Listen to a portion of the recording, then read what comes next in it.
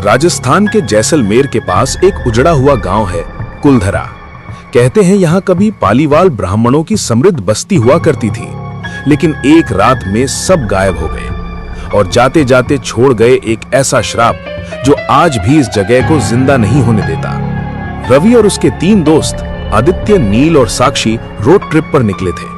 Adventure का शौक था और भूत प्रेत की कहानियां उन्हें और भी रोमांचित करती थी। जैसे ही उन्होंने कुलधरा के बारे में सुना, उन्होंने तय कर लिया आज रात यहीं बिताएंगे।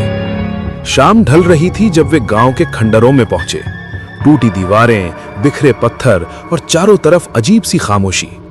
हवा भी जैसे धीरे धीरे फुसफुसा रही थी। यार, यहाँ कुछ अजीब सा लग रहा है, साक्षी ने धीमे से कहा। आदित्य हंसा। अरे तू तो हर जगह डर जाती है, ये सब बस कहानियां हैं। उन्होंने एक पुराने मकान के खंडर में अपना सामान रखा और रात होने का इंतजार करने लगे। जैसे जैसे अंधेरा गहराने लगा, माहौल बदलने लगा। हवा ठंडी हो गई और एक अजीब सी गंध फैलने लगी, जैसे जली हुई लकड़ी और मिट्टी की। रवि ने कैमरा निकाला और रिकॉर्डिंग शुरू की। अगर कुछ भी हुआ तो ये वीडियो वायरल हो जाएगा, उसने मजाक में कहा। रात के करीब 11 बजे अचानक दूर कहीं से घुंघरुओं की हल्की हल्की आवाज आने लगी। सुना तुमने? नील ने फुसफुसाया। सब चुप हो गए। घुंघरुओं की आवाज धीरे धीरे पास आने लगी, जैसे कोई चल रहा हो, लेकिन वहां कोई नहीं था। साक्षी डरकर रवि का हाथ पकड़ ली। प्लीज चलो, यहां से चलते हैं। तभी उनके पीछे वाले कमरे से दरवाजे के बंद होने की तेज आवाज आई। धड़ाम! वे सब उछल पड़े। कोई है वहां? आदित्य ने हिम्मत जुटाकर पूछा। कोई जवाब नहीं। रवि ने कैमरा लेकर धीरे धीरे उस कमरे की ओर कदम बढ़ाए। दरवाजा आधा खुला था। जैसे ही उसने दरवाजा पूरा खोला, अंदर कुछ नहीं था। बस दीवार पर एक अजीब सा निशान बना हुआ था, जैसे किसी ने खून से हाथ रखा हो। ये पहले यहां नहीं था, नील ने कांपती आवाज में कहा। अचानक साक्षी चीख पड़ी। पीछे देखो!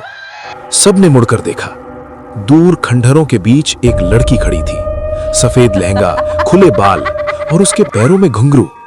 वो धीरे धीरे उनकी तरफ बढ़ने लगी। ये मजाक नहीं है। रवि ने कैमरा जूम किया। जैसे ही कैमरे में उसका चेहरा साफ हुआ, उसकी आंखें नहीं थी, सिर्फ काले खाली गड्ढे। साक्षी बेहोश हो गई। आदित्य चिल्लाया, भागो यहां से!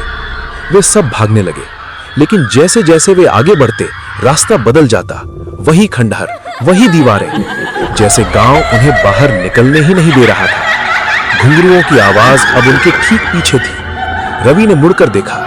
वो लड़की अब बहुत पास थी और उसके होंठ धीरे धीरे हिल रहे थे। क्यों आए हो? यहां से कोई नहीं जाता। अचानक हवा तेज हो गई, रेत का तूफान उठने लगा और फिर सब कुछ शांत हो गया। अगली सुबह कुछ पर्यटक कुलधरा घूमने आए। उन्हें एक टूटा हुआ कैमरा मिला, रेत में आधा दबा हुआ। जब उन्होंने उसे चलाया तो आखिरी वीडियो में सिर्फ 4 लोग दिखे, भागते हुए, चिल्लाते हुए, और उनके पीछे वो लड़की धीरे धीरे मुस्कुराती हुई। कहते हैं उस दिन के बाद से रवि और उसके दोस्तों का कोई पता नहीं चला और रात में कुलधरा के खंडहरों में आज भी घुंघरुओं की आवाज सुनाई देती है। अगर कभी वहां जाओ तो याद रखना, कुछ जगहें सिर्फ देखने के लिए नहीं होती।